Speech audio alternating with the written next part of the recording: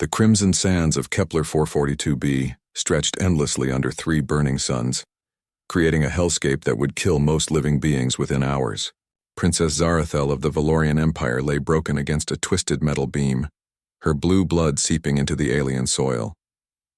The crash site of her royal transport ship smoldered around her, sending thick black smoke into the orange sky. Her breathing came in short, painful gasps. The translator device embedded in her throat crackled with static, damaged from the impact. Around her, the bodies of her loyal guard lay scattered like discarded toys. Captain Vexron, who had protected her since childhood, stared at the sky with empty eyes. The pilot, young Kethmos, had been crushed beneath a falling support beam. Zarathel tried to move, but fire shot through her chest. 3 of her ribs were broken and something warm trickled from a gash on her forehead. Her left arm hung at an unnatural angle, clearly fractured. She was dying, and she knew it. The attack had come without warning. Rebel ships had dropped out of hyperspace just as her transport entered the system. This was supposed to be a simple diplomatic mission to the neutral world of Taros Prime. Instead, it had become her tomb. "Help," she whispered, though she knew no one could hear her. The nearest Valorian outpost was 3 systems away. Even if they detected the crash, rescue would take days. She had hours at most. The wind howled across the wasteland, carrying the scent of burning metal and something else, something organic and unfamiliar. In the distance, strange creatures with too many legs scuttled between rock formations. This world was barely mapped, home to dangerous predators that the galactic databases listed as extremely hostile. As consciousness faded in and out, Zarathel thought of her father, Emperor Kelvar, and how he had warned her about venturing into the Outer Rim territories. She thought of her younger brother, Prince Nexal, who would now inherit a throne he never wanted. Most of all, she thought of the peace treaty she had been carrying, a document that could have ended the civil war tearing their empire apart. The rebels had won by leaving her here to die slowly. Sound made her eyes snap open. Footsteps. No, not footsteps, something else. A rhythmic padding against the sand, accompanied by heavy breathing. One of the local predators, perhaps, drawn by the smell of blood. Fear gave her a brief surge of strength. She tried to reach for her sidearm, but her working hand could barely lift off the ground. The weapon lay several meters away, thrown clear in the crash. She was completely helpless. The sound grew closer. Through her blurred vision, she saw a dark shape moving between the wreckage. It was smaller than she had expected, about the size of a Valorian child, but it moved on 4 legs instead of 2. Its breathing was different too, not the hissing, clicking sounds she expected from this world's fauna. The creature stopped just outside her line of sight. She could hear it sniffing, investigating.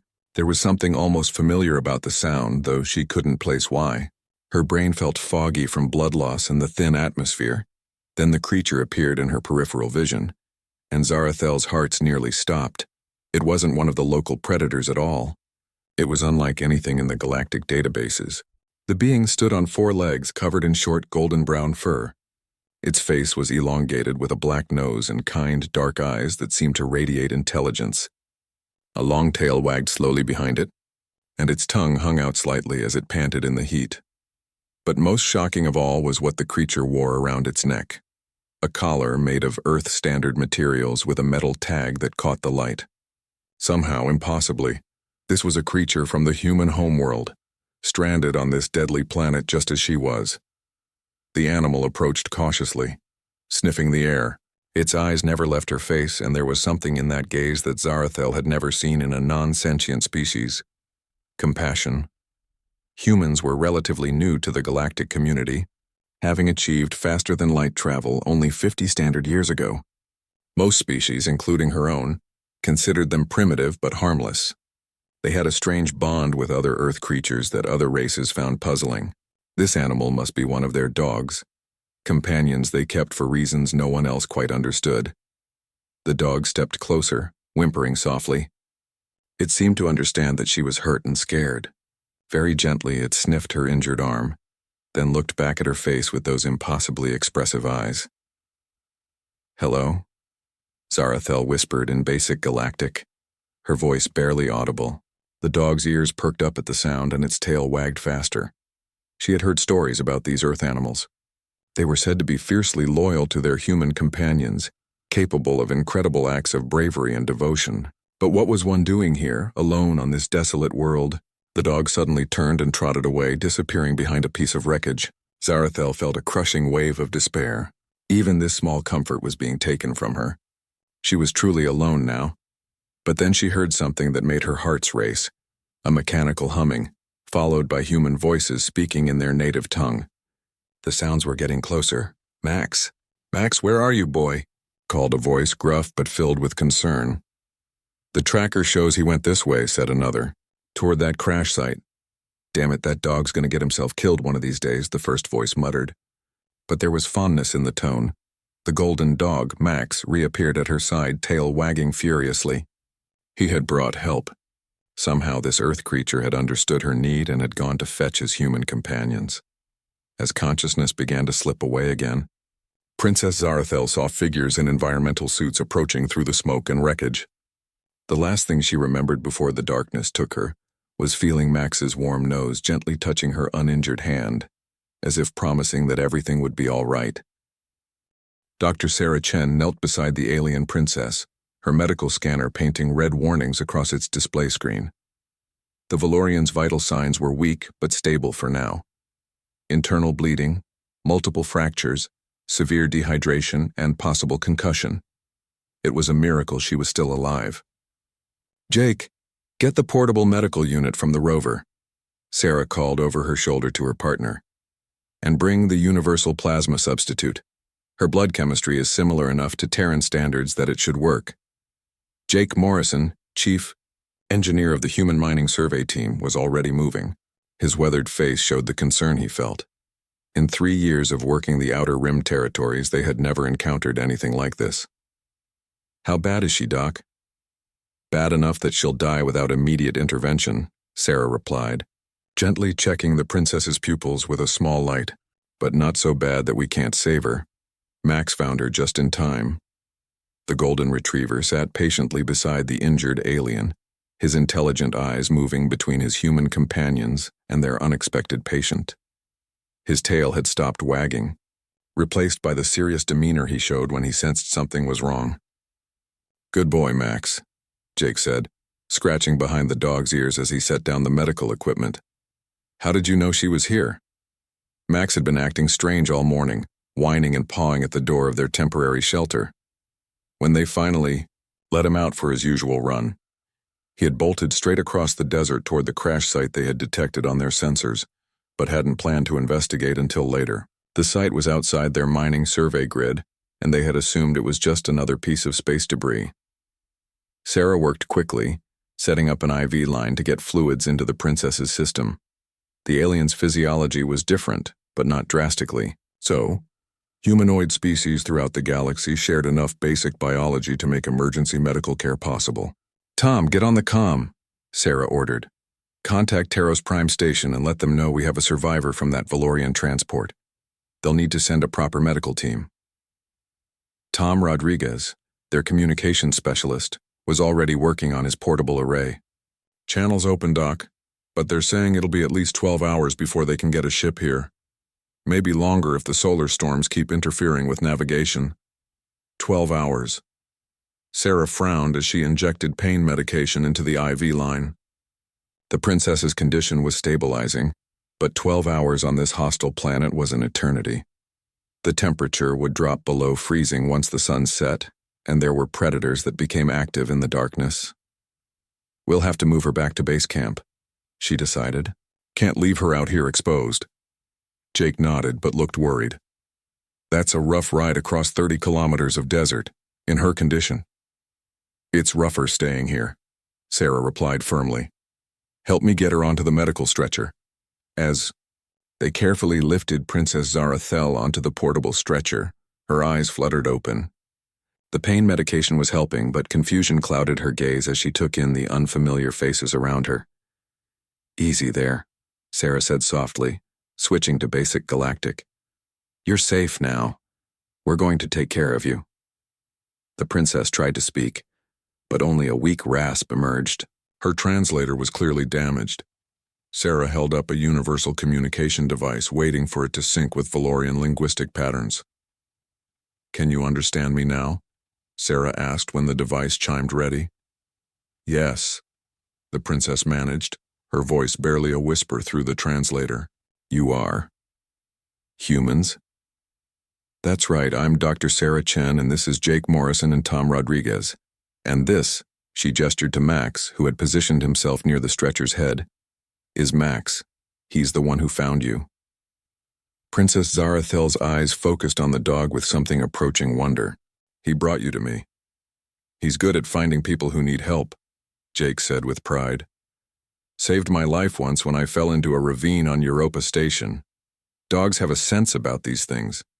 As they prepared to transport her, the princess struggled to speak again. My guards. My pilot. Sarah's expression grew somber. I'm sorry. You were the only survivor. The weight of that news hit the princess hard, and tears began to flow down her cheeks. Sarah had treated enough trauma victims to recognize grief, regardless of species. She squeezed the alien's uninjured hand gently. We need to get moving, Tom called from where he was packing the communication equipment. Weather satellites are showing a dust storm building to the east, if it hits while we're in transit. They loaded the stretcher into their all-terrain rover, a sturdy vehicle designed to handle the harsh conditions of frontier worlds. Sarah rode in the back with their patient, monitoring her condition, while Max lay down beside the stretcher, his presence seeming to calm the injured princess. The journey back to base camp was harrowing. The rover bounced and lurched over the rough terrain, and each jolt brought a pained gasp from Princess Zarathel despite the medication. The approaching dust storm turned the sky an ominous brown color, and wind began to rock the vehicle. Hang on back there, Jake called from the driver's seat. It's going to get bumpy. Through it all, Max never moved from his position. When the princess reached out with her good hand during a particularly rough stretch, the dog gently placed his head under her palm, offering what comfort he could. Remarkable, the princess whispered, speaking more to herself than to Sarah. I have studied many species in the galaxy, but none form bonds like this. Sarah smiled as she checked the IV line again. Dogs have been humanity's companions for thousands of years. We evolved together in a way. They taught us about loyalty, unconditional love, and protecting those who can't protect themselves. Even aliens they've never met before? The princess asked, gently stroking Max's fur. Especially aliens they've never met before, Sarah replied. Max doesn't see you as different or strange. He just sees someone who needed help. As they crested a ridge, their base camp came into view, a cluster of prefabricated structures powered by solar collectors and surrounded by defensive barriers. It wasn't much, but it would provide shelter from the storm and proper medical facilities. Tom's voice crackled over the comm. Base camp, this is Survey Team 7. We have a medical emergency inbound. Prepare the medical bay for alien physiology support. The response came immediately from their base commander, Captain Lisa Wang. Acknowledged, Tom. Medical bay is standing by. What's your ETA? 10 minutes if this storm holds off, Jake replied, pushing the rover harder across the desert floor. Princess Zarathel looked up at Sarah with eyes that held a mixture of pain and gratitude. Why? She asked simply. Why are you helping me? Your species and mine have had little contact. Sarah considered the question for a moment. Because that's what humans do. When someone is hurt or in danger, we help. It doesn't matter if you're human, Valorian, or anything else. Life is precious. But you risk your own safety. That's what makes it worthwhile, Sarah said. My great-grandfather once told me that you judge a civilization not by how it treats its own, but by how it treats strangers who need help. Max lifted his head and looked directly at the princess as if understanding the conversation. His tail gave a small wag, and she managed a weak smile in response. The base camp's medical bay was a miracle of human engineering, compact, but fully equipped to handle everything from broken bones to alien biochemistry. As they transferred the princess to a proper medical bed, she maintained contact with Max, her fingers still buried in his golden fur. For the first time since the crash, Princess Zarathel began to believe she might actually survive this ordeal. The medical bay's soft humming filled the silence as Princess Zarathel drifted in and out of consciousness. Dr. Sarah Chen had worked through the night, carefully setting the alien's broken bones and treating her internal injuries. The advanced human medical equipment had adapted remarkably well to Valorian physiology, proving that life truly did follow similar patterns across the galaxy. Max had not left the princess's side once. The golden retriever lay curled on a specially placed mat beside the medical bed, his head resting on his paws but his eyes alert and watchful.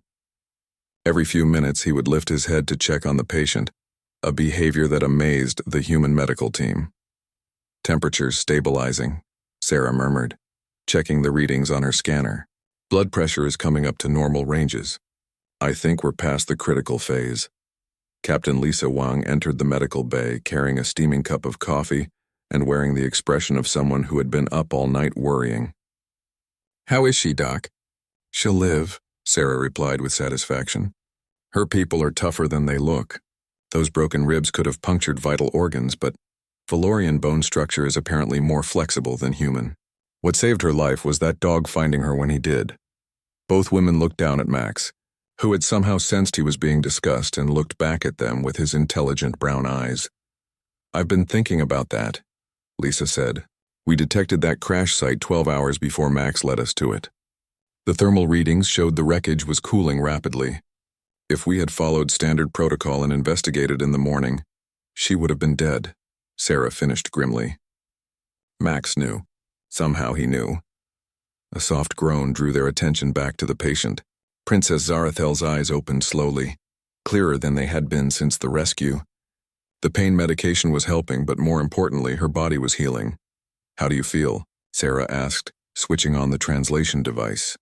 "Like I was thrown from a transport ship and landed on a planet made of rocks," the princess replied, attempting what might have been a smile. "But alive. Thank you." Max immediately stood and approached the bed, tail wagging gently. Without hesitation, the princess reached out with her good arm and placed her hand on his head. "Hello again, brave one," she whispered to the dog. "I owe you my life." Max seemed to understand the gratitude in her voice even through the translator. He moved closer to the bed and rested his chin on the mattress, close enough that she could continue stroking his fur. "I have never seen an Earth dog before," the princess continued, speaking to Sarah. "In our databases, they are listed as domesticated pack animals, but that description seems inadequate." "Very inadequate," Lisa agreed. "Dogs aren't just animals to us. They're family, partners. They fought alongside us in wars, helped us explore new worlds, and," she gestured to Max, "apparently they save alien princesses too." The princess's eyes widened slightly. "You know who I am?" Sarah nodded. "We contacted Terrace Prime as soon as we got back to base. Your identity was confirmed through biometric scans. Princess Zarathel of the Valorian Empire, daughter of Emperor Kelvar. There are search teams looking for you across 3 systems. They will not find much," the princess said sadly. "The rebels destroyed my ship completely. My guards, my pilot, they died protecting me. The rebels?" Lisa's voice sharpened with interest. "This wasn't an accident?" "No. They have been hunting me for weeks ever since I began my diplomatic mission." The princess's voice grew stronger as she spoke, though her hand never stopped moving through Max's fur. "I carried documents that could end the civil war in our empire. Treaties, agreements, proof of the rebels' war crimes. They cannot allow me to reach Terrace Prime." Sarah exchanged glances with Lisa. This was bigger than they had realized. "What kind of documents?" Lisa asked carefully. "Trade agreements with the Centauri Alliance, mutual defense pacts with the Andromedan Federation, evidence of rebel attacks on civilian colonies." The princess closed her eyes, remembering. "My father sent me as his personal envoy because he knew the rebels had infiltrated our regular diplomatic corps. I was the only one he could trust, and now they think you're dead," Lisa realized. "Yes, which means they will move forward with their final offensive against the core worlds. Millions will die." The princess tried to sit up, wincing with pain. "I must contact my father immediately. The Empire must know I survived." Max whimpered softly, sensing her distress. He pressed closer to the bed, offering silent comfort. "Easy there," Sarah said, gently pressing the princess back down. "You're in no condition to travel anywhere. Those ribs are still healing and you lost a lot of blood." "You don't understand," the princess said urgently. "Every hour I delay, more of my people die. The rebel fleet is massing near the Epsilon system. They plan to strike at the heart of our empire within days.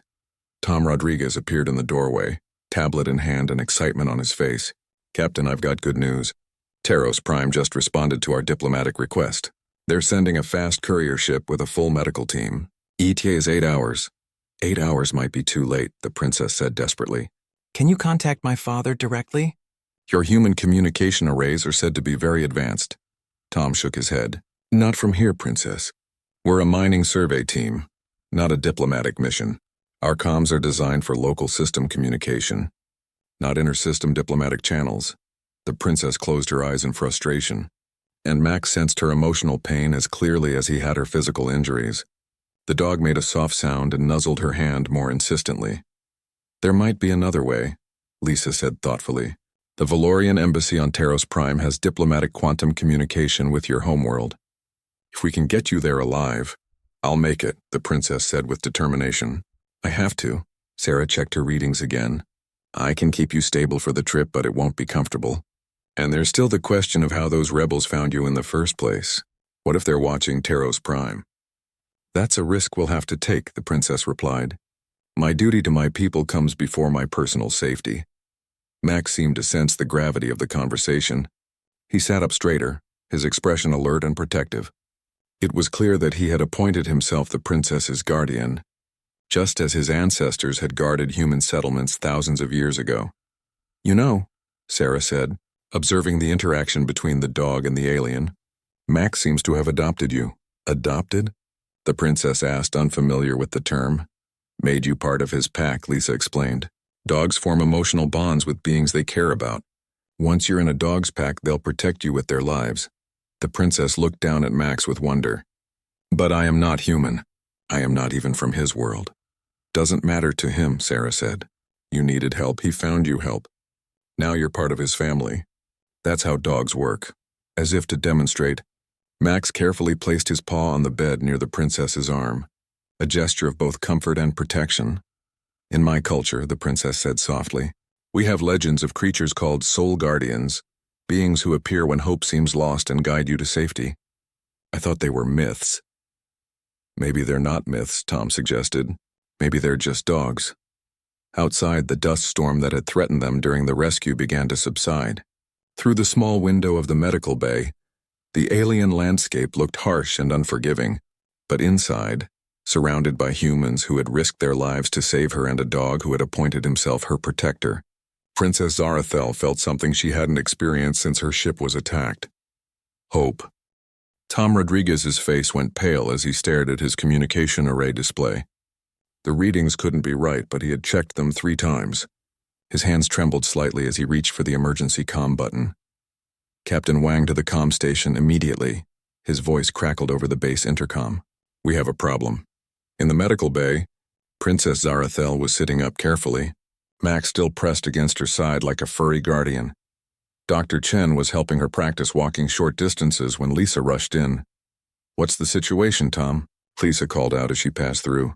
3 ships just dropped out of hyperspace on the edge of the system. Tom's voice replied tensely. Configuration matches Valorian rebel cruisers. They're broadcasting scan patterns consistent with search operations. The princess's face went white. They followed me, she whispered. Somehow they tracked the crash site. Sarah helped her sit back down, noting how Max immediately moved to press against her legs, sensing her fear. How is that possible? Your ship was destroyed. Emergency beacons, the princess explained, her voice hollow. All royal transports carry them. They're designed to be indestructible, to help with rescue operations. But if the rebels have the frequency codes, they can track the signal. Lisa finished grimly as she returned from the comm station. Tom says they're moving in system, running detailed scans of every planet and asteroid. They'll find us within hours. The medical ship from Taros Prime won't arrive in time, Sarah realized. We need to move her now. Move her where? Lisa demanded. Our transport rover won't make it off planet, and we can't outrun military cruisers in the mining shuttle. Max whined softly, picking up on the tension in the room. The princess reached down to stroke his head, finding comfort in his steady presence even as her world crumbled around her again. Wait, Tom called from the communication station. I'm picking up something else. Long-range sensors show a ship approaching from the Centauri vector. It's not Valorian. Pirates? Lisa asked. No, the signature is human. Military configuration. Everyone in the medical bay looked at each other in surprise. There were no scheduled human military vessels in this sector. Can you raise them? Lisa ordered. Tom worked his controls for several minutes before a voice crackled through the speakers. Human, with a crisp military accent. Unknown station. This is Captain Elena Vasquez of the UES Courage. We received a priority diplomatic message regarding a Valorian dignitary in distress. Please identify yourselves and state your situation. Lisa grabbed the comm microphone. Captain Vasquez, this is Captain Lisa Wang. Human Mining Survey Team Designation 7 Alpha. We have Princess Zarathel of the Valorian Empire in our care. She was the sole survivor of a transport crash and requires immediate evacuation. Confirmed, Captain Wang. We're aware of the situation. We also detect 3 Valorian rebel vessels in system. Are you under immediate threat? Not yet, but they're conducting search patterns. They'll find our base camp within 2 hours at current scan rates. A pause, then Captain Vasquez's voice returned with military precision. Understood. We're moving to intercept. Prepare for emergency evacuation in 90 minutes. Have the princess ready for transport. The comm went silent, leaving everyone staring at each other in amazement. How did they know? Sarah asked. We only contacted Taros Prime. Diplomatic quantum communication, the princess said weakly. When Tom contacted the Valorian embassy, they must have forwarded the message through proper channels. Your human government takes diplomatic protection seriously. More seriously than I thought, Lisa muttered. A military cruiser for one person? Not just any person, the princess corrected. If I die, millions of my people die with me. Apparently your species understands that.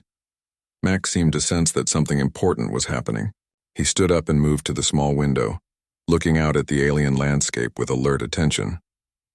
His posture suggested he was watching for danger, a behavior bred into his species over thousands of years of protecting human communities.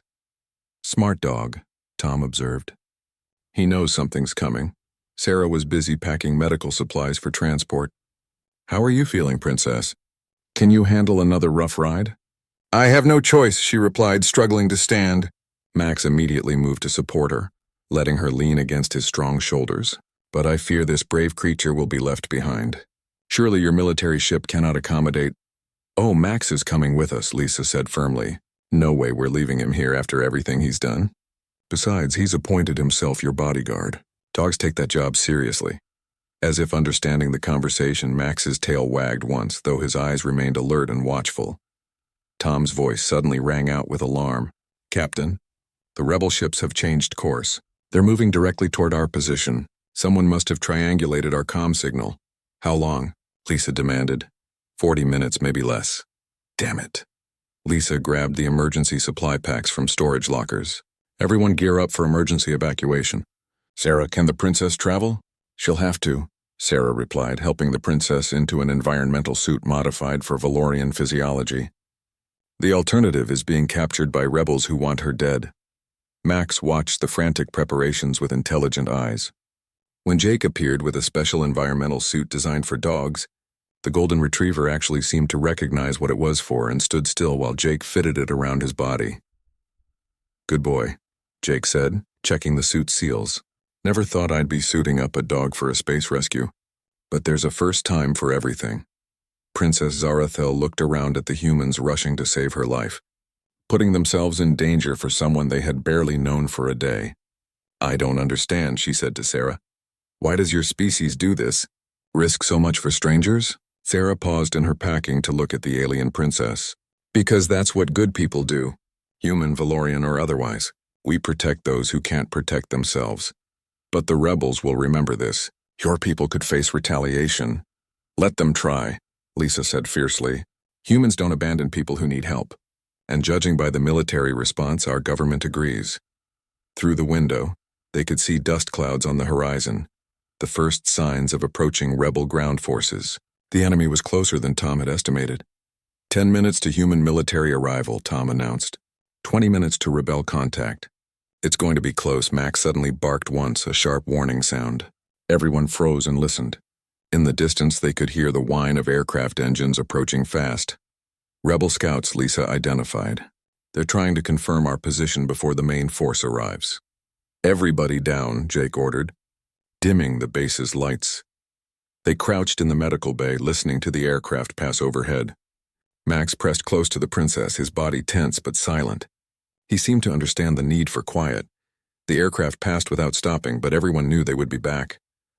"They saw us," Lisa said grimly. "They're marking our position for the main assault." Tom's comm station suddenly came alive. "Survey Team 7, this is UES Courage. We're beginning our approach run. Prepare for combat landing in 5 minutes. Stay low and be ready to move fast." Through the reinforced windows, they could see lights in the sky, both the approaching human cruiser and rebel aircraft converging on their position. "Here we go," Sarah muttered, checking the princess's environmental suit one more time. Max looked up at his human companions and then at the alien princess he had claimed as his own. His tail gave one determined wag, as if saying he was ready for whatever came next.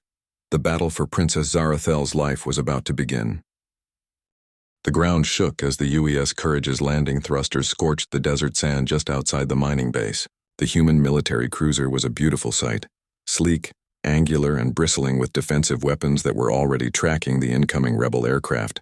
"Move, move, move," Captain Lisa Wang shouted over the roar of engines.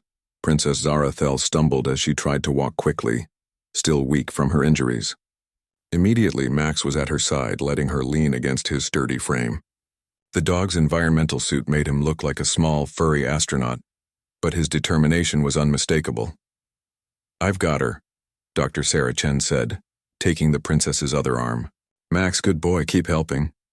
The golden retriever seemed to understand perfectly, matching their pace as they rushed toward the ship's boarding ramp. Behind them, Jake and Tom carried emergency supplies while scanning the horizon for threats. The Courage's boarding ramp lowered with mechanical precision, and human Marines in full combat armor rushed out to form a protective perimeter. Their squad leader, a sergeant with cybernetic implants visible along his jawline, waved them forward. "Princess, Doctor, this way. We have incoming hostiles, ETA 2 minutes. As they reached the ramp, Princess Zarathel looked back at the humans who had saved her life. "Your base camp. Everything you've worked for can be rebuilt," Lisa replied firmly. "You can't be. Now get aboard that ship." Max bounded up the ramp first, then turned back to make sure the princess was following. His instincts had evolved over millennia to keep his pack safe, and that pack now included one injured alien royal. The ship's interior was a marvel of human engineering, clean, efficient, and designed for rapid response. Medical personnel were already waiting with a hover stretcher, but Princess Zarathel waved them off. "I can walk," she insisted, though she continued to lean on Max for support. Captain Elena Vasquez appeared on the bridge, her uniform bearing the insignia of the Human Diplomatic Protection Service. She was younger than the princess had expected, but her eyes held the competence of someone used to handling impossible situations. "Princess Zarathel," she said with a respectful nod. "I'm Captain Vasquez. We're going to get you to safety, but first we need to deal with your pursuers." Through the ship's viewports, they could see the rebel aircraft approaching fast, sleek fighters designed for atmospheric combat. 3 of them, coming in low to avoid the Courage's main weapons. "Can you outrun them?" Sarah asked. "Better than that," Captain Vasquez replied with a grim smile. "We can outfight them. These rebels are used to terrorizing civilian transports, not tangling with human military vessels." Max whined softly, his sensitive ears picking. Up sounds the others couldn't hear yet, the high-pitched whine of approaching aircraft weapons. "Systems charging up, here they come," the tactical officer announced.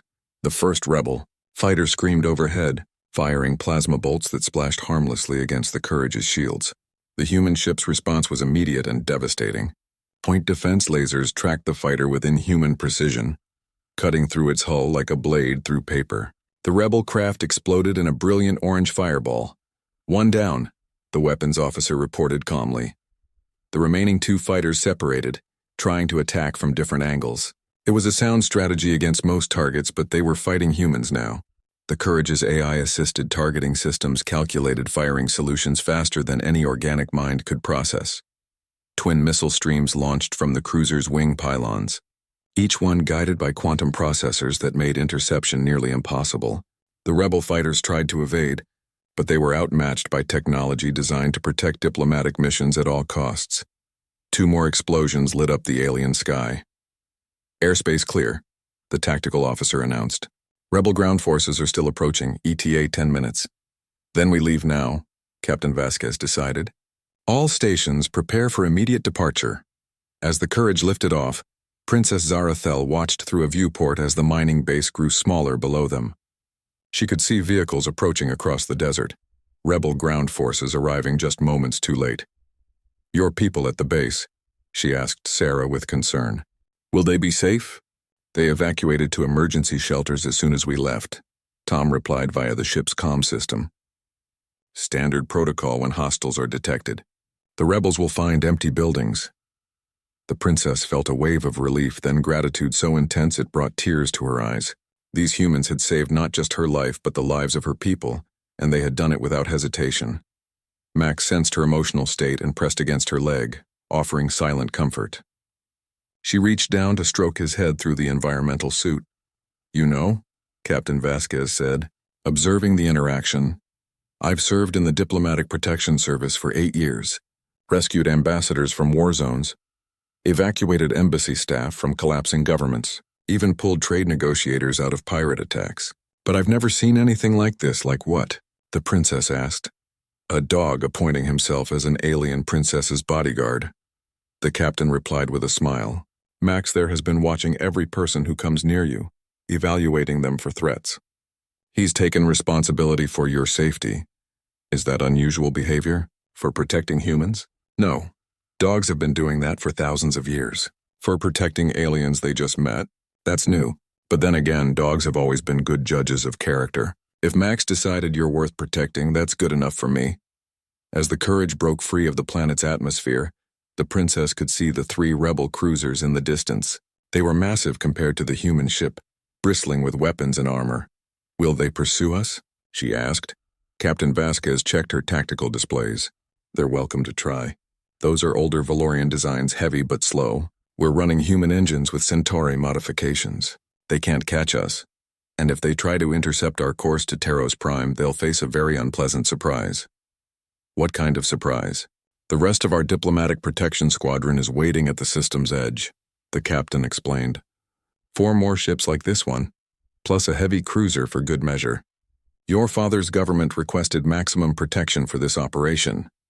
Princess Zarathel stared at the captain in amazement. All of that? For one person? For one person carrying documents that could save millions of lives, Captain Vasquez corrected. The Valorian embassy made the stakes very clear when they requested assistance. The human government doesn't take that kind of responsibility lightly.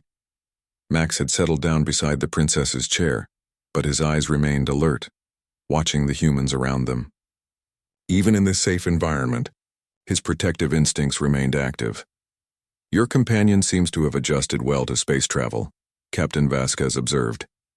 Max has been in space before, Sarah explained. Survey dogs are trained for low gravity and environmental suits, though I don't think he's ever been in a combat situation quite like this. As if understanding the conversation, Max looked up at the princess and gave a single firm wag of his tail. His expression seemed to say that he was ready for whatever came next. Setting course for Taros Prime, the navigation officer announced. Jump to hyperspace in 10 minutes. Princess Zarathel closed her eyes and let herself relax for the first time since the crash. She was alive, safe, and carrying the documents that could end the Civil War. Her father would have his proof of the rebel atrocities, and the galaxy would know that the Valorian Empire still stood strong. And it was all because of a golden dog who had refused to let a stranger die alone on an alien world. Thank you, she whispered to Max, who looked up at her with those intelligent brown eyes that seemed to understand everything. Outside the viewport, the stars began to streak as the Courage jumped to hyperspace, carrying them toward safety and the hope of peace. The UES Courage slid smoothly through hyperspace, its destination the diplomatic hub of Taros Prime. In the ship's medical bay, Princess Zarathel sat cross-legged on the floor, gently brushing Max's golden fur with a specially adapted grooming tool that Dr. Sarah Chen had provided. The dog lay contentedly beside her, his environmental suit removed now that they were safely aboard the human vessel. I never understood the human fascination with these creatures, the princess murmured to Sarah, who was monitoring her patient's continued recovery. In Valorian culture, animals are respected but kept at a distance. We see them as part of nature's order, not as family. Max looked up at her with his warm brown eyes and placed his paw gently on her knee, as if offering comfort. But Max is different, she continued, scratching behind his ears. He doesn't see me as an alien. To him, I'm just someone who needed help. That's exactly right, Sarah agreed, checking the princess's latest medical scans. Dogs don't judge based on appearance or species. They judge based on need and character. Max decided you were worth saving, and that makes you part of his pack forever. Captain Vasquez entered the medical bay, carrying a tablet with official documents. Princess, I have good news. We've received confirmation from Taros Prime that the Valorian embassy is preparing to receive you. Your father has been notified that you're safe. And the rebel fleet? The princess asked, her hand stilling in Max's fur. Still massing near the Epsilon system, but they haven't moved against the core worlds yet. It seems they're waiting for confirmation of your death before launching their final offensive. Princess Zarathel stood carefully, her injuries mostly healed thanks to human medical technology and her own species' rapid recovery abilities. Max immediately stood with her, positioning himself at her side. Then we still have time, she said with determination. The documents I carry contain not just evidence of their war crimes, but detailed intelligence about their fleet positions and battle plans. My father can use this information to end the rebellion quickly, with minimal loss of life. Captain Vasquez nodded approvingly. That's exactly what we hope to hear. There's something else, though. Intelligence indicates that rebel agents may have infiltrated Taros Prime Station. There's a possibility they know you're coming. The princess's expression hardened. They've been one step ahead of me since this mission began. How is that possible? We think there's a security breach somewhere in the Valorian government, the captain explained. Someone with high-level access has been feeding information to the rebels. Max suddenly stood straighter, his ears perked and alert. He moved protectively closer to the princess, sensing her distress even before she fully processed it herself. A traitor in my father's court, she said bitterly. That explains how they found my transport, how they knew my route to Taros Prime. It also means they might be waiting for us when we arrive, Captain Vasquez said carefully. Princess Zarathel was quiet for a long moment, absently stroking Max's head as she thought. The dog's steady presence seemed to help her focus, his calm demeanor reflecting back at her. Captain, she said finally, I have a proposition.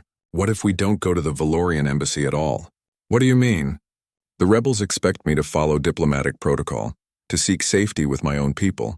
But what if instead I requested asylum with the humans? Captain Vasquez raised her eyebrows. That's unprecedented. The diplomatic implications alone would force both sides to negotiate, the princess finished. Think about it. If a Valorian royal seeks protection with a neutral human government, citing security concerns within her own administration, it changes everything. The rebels can't attack human territory without starting an interstellar war, and my father would have to address the security breach before I could safely return. Dr. Sarah looked up from her medical equipment. It's actually brilliant. But are you sure? You'd be gambling your life on human protection. I've already done that, the princess replied, looking down at Max. This brave creature and his human companion saved me when my own people couldn't. Why shouldn't I trust them now? Max seemed to sense the importance of the conversation. He sat down directly in front of the princess and placed his paw on her foot, as if offering his own opinion on the matter. Besides, she added with a small smile, I have the best bodyguard in the galaxy. Captain Vasquez was already working on her tablet, composing communications. I'll need to contact Fleet Command immediately. This will require approval from the highest levels of government. How long until we reach Taros Prime? Sarah asked. 6 hours, the captain replied. But if we're changing plans, I can alter course to the human diplomatic facility instead of the Valorian embassy. It's in a more secure part of the station. As Captain Vasquez left to make her communications, Princess Zarathel settled back down beside Max. The dog immediately lay down next to her, resting his head across her legs. You know, Sarah said thoughtfully, I think you've made the right choice. Humans take the protection of asylum seekers very seriously. It's part of who we are. Why? The princess asked. Your species barely knows mine.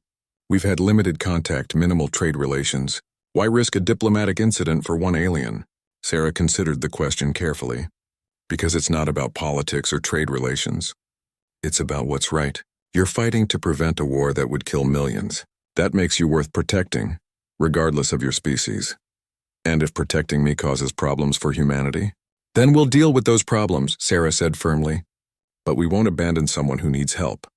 That's not how humans work. Max lifted his head to look at the princess, his intelligent eyes seeming to echo Sarah's words.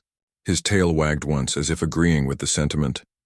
In my studies of galactic civilizations, the princess said quietly, I read about something called the human paradox. Other species couldn't understand how a race could be simultaneously so aggressive in war, yet so compassionate in peace. I think I'm beginning to understand. What's that? Sarah asked. You fight fiercely to protect what you care about, and you decide to care about almost everyone.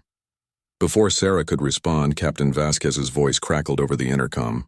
Princess Dr. Chen, please report to the bridge. We have a situation. They hurried to the bridge, Max trotting alongside them with his alert, protective demeanor fully engaged. On the main view screen, Taro's prime station was visible in the distance, a massive structure that served as the diplomatic heart of the neutral zone. What's the problem? The princess asked. Two problems, Captain Vasquez replied grimly. First, long-range sensors detect at least 6 Valorian rebel ships in the system, positioned around major hyperspace exit points. They're definitely waiting for us. And the second problem? Fleet Command approved your asylum request, but with conditions. They want you transferred to a secure facility on Earth itself, maximum protection while the situation is resolved. Princess Zarathel looked stunned. Earth, the human homeworld? It makes sense strategically, the captain explained. No rebel fleet would dare attack Earth directly. You'd be completely safe while our governments work out the details. But that could take months. The war. The documents you carry will be transmitted to your father immediately upon arrival at Earth. The intelligence can still be used to end the rebellion, even if you're in protective custody. The princess looked down at Max, who had positioned himself at her feet as if standing guard. The dog looked back up at her with complete trust and devotion. Earth, she repeated slowly. The world where creatures like Max learn to love strangers as family. If anyone can keep you safe while this gets sorted out, it's Earth, Sarah said. And I suspect Max would like to see his home planet again. Max's tail wagged at the mention of home, though his eyes never left the princess's face. Very well, Princess Zarathel decided. Set course for Earth, but first, can we send a message to my father? I want him to know that I trust humanity with my life, because humanity taught me what true loyalty looks like. As the Courage changed course away from Taros Prime and toward the Sol system, the princess sat down on the bridge and pulled Max close. For the first time since her ordeal began, she felt truly safe. She was going to the home of the species that had saved her life, protected by beings who had already proven they would risk everything for a stranger in need. 6 months later, Princess Zarathel stood in the gardens of the Human Diplomatic Protection Center in Geneva, watching Max chase butterflies across the carefully maintained grass.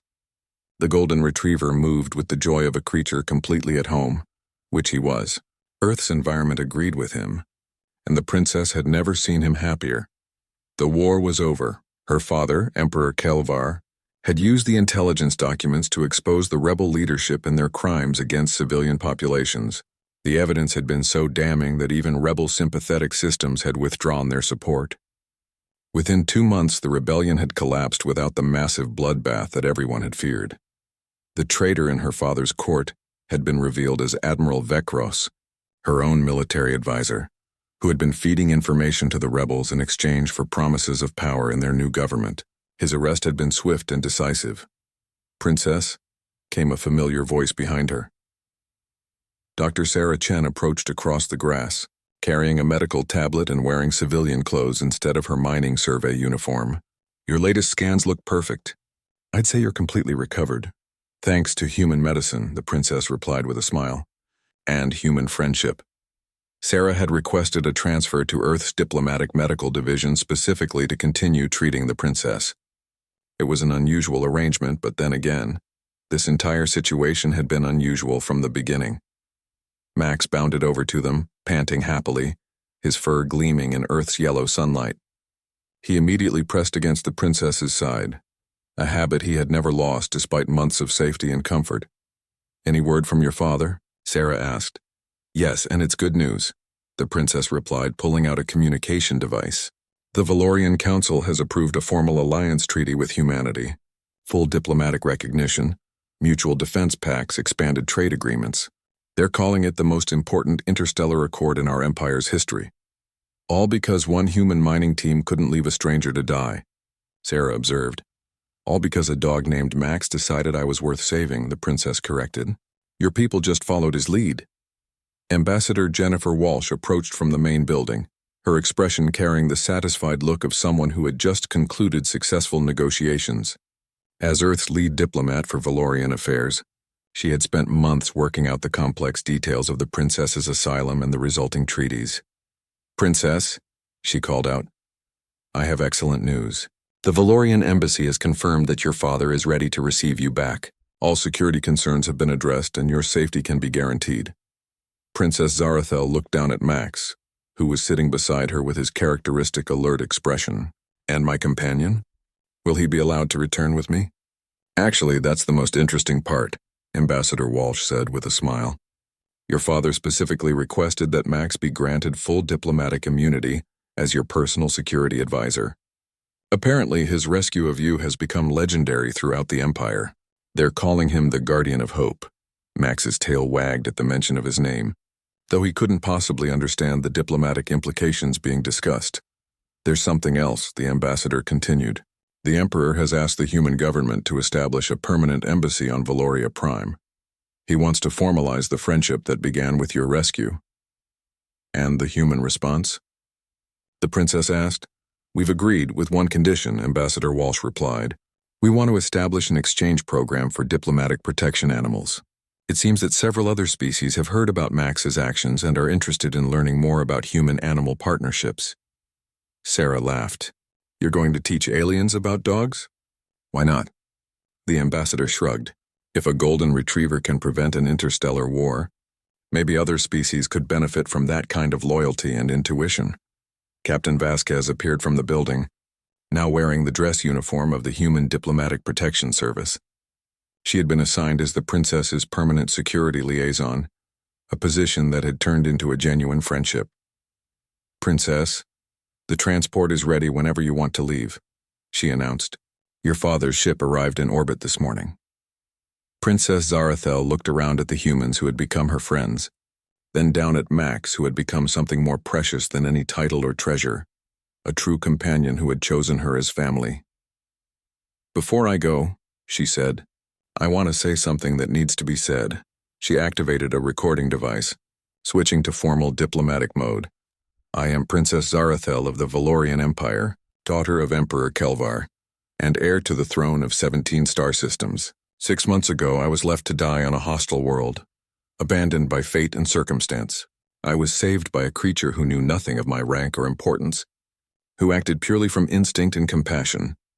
Max looked up at her, sensing the formal tone but remaining loyally by her side. This rescue was not an accident or a fortunate coincidence. It was the direct result of what humanity teaches its companions, that loyalty transcends species, that courage means helping those who cannot help themselves, and that the true measure of civilization is how you treat strangers in need.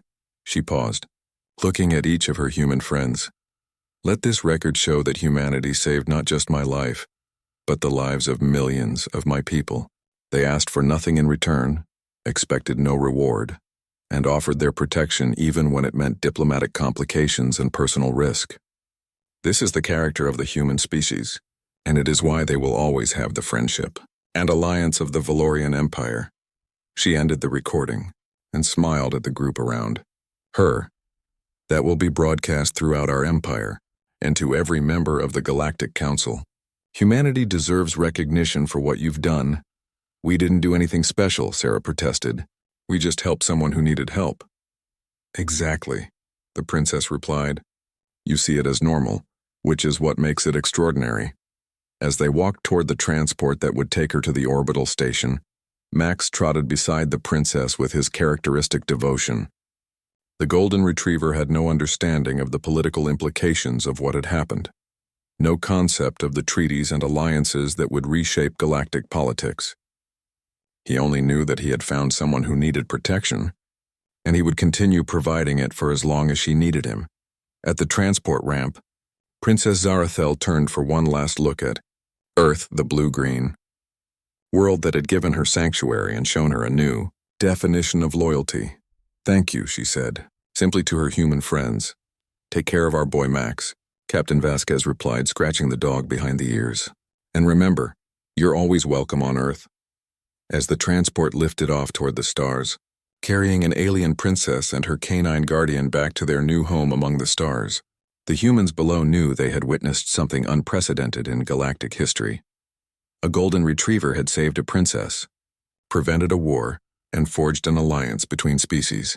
But then again, anyone who truly knew dogs would say he was just doing what dogs had always done, taking care of his family, no matter where they came from or where the journey led. In the vast cosmos, where species often struggled to understand each other across the gulfs of biology and culture, sometimes it took humanity's most loyal companion to show everyone what true friendship really meant.